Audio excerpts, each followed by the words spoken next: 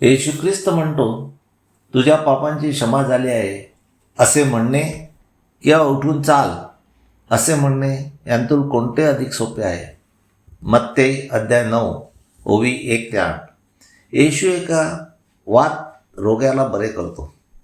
तेव्हा तो एका तारवात चढून जाऊन पलीकडे गेला आणि आपल्या नगरात आला. मग बाजूवर पडलेला एका पक्षघाती मनुष्याला त्याने येशूकडे आणले. तेव्हा येशूने त्याचा विश्वास पाहून त्या पक्षपाती मनुष्याला म्हणाला, मुला धीर धर, तुझ्या पापांची क्षमा झाली आहे. त्यावर शास्त्रापैकी काही जण आपल्या मनात म्हणाले, हा दुर्भाषण करतो.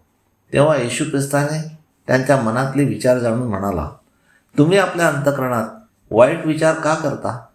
कारण तुझ्या पापांची क्षमा झाली आहे असे म्हणणे किंवा उठून चाल असे म्हणणे यांतून कोणते अधिक सोपे आहे?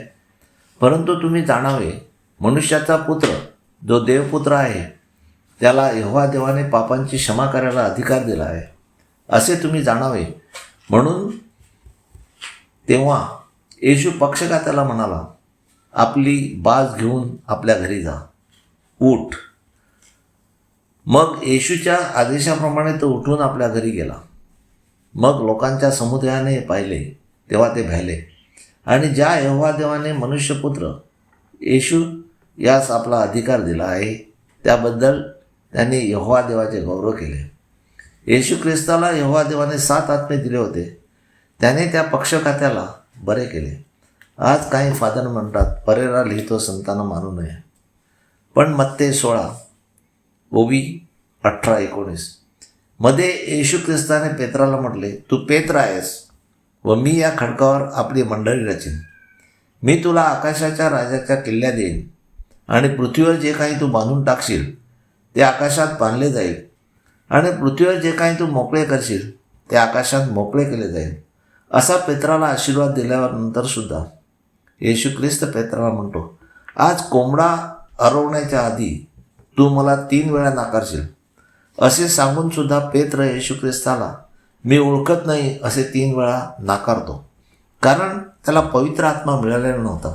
त्यानंतर येशू ख्रिस्ताला क्रुसावर टांगवल्यानंतर शुभवर्तमानाचे काम सोडून मासे धरायचे काम करण्यास शिष्य गेले.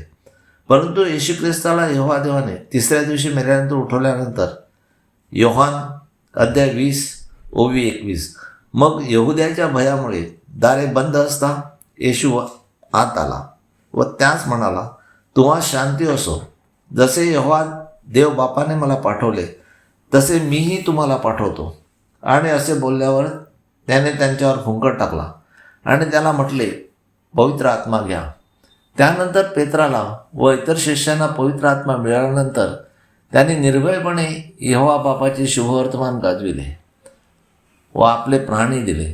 म्हणून पेत्र या माणसाने कार्य केले की यहोवा देवाने दिलेल्या पवित्र आत्म्याच्या द्वारे कार्य करून घेतले. मग त्यांना संत म्हणायचे का? तर नाही.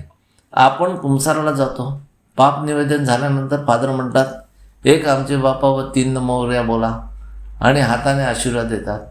याने काय पापाची क्षमा होते काय?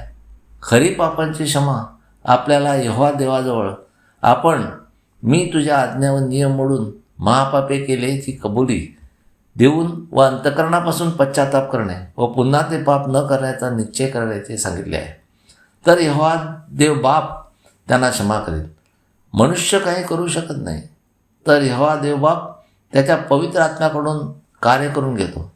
जर येशूचे शिष्य म्हणून आपण कुंसार ऐकतो व त्यांच्या पापांची क्षमा करतो, मग त्यांचे आजार का नष्ट होत नाहीत? जसे येशू ख्रिस्ताने त्या पक्षघाताची पापे माफ केली व त्याला आरोग्य दिले, तसे आरोग्य का मिळत नाही याचा विचार व्हायला पाहिजे.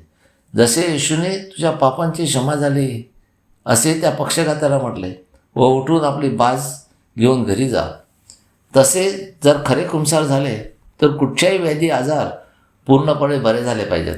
असे का होत नाही याचा पूर्णपणे विचार जे कुंसार ऐकतात त्यांनी करायला पाहिजे. आजपर्यंत ख्रिस्त सभा यहोवा देवाची व येशू ख्रिस्ताच्या पहिल्या आज्ञेप्रमाणे एकाच यहोवा देवाला भजत नाही. त्यामुळे लोकांचे आजार कसे बरे होतील बरे? तरी आपण एकाच यहोवा देवाच्या आज्ञा व नियम पाळून आपल्या यहोवा देवाकडे येशू ख्रिस्ताच्या मध्यस्थीने क्षमा मागूया, म्हणजे तो आपल्याला आपल्या पापांची क्षमा करून आरोग्य देईल. हालेलुया, आमेन. यहोवा देवाचा सेवक Anthony John Pereira, Pereira builders. Praise God.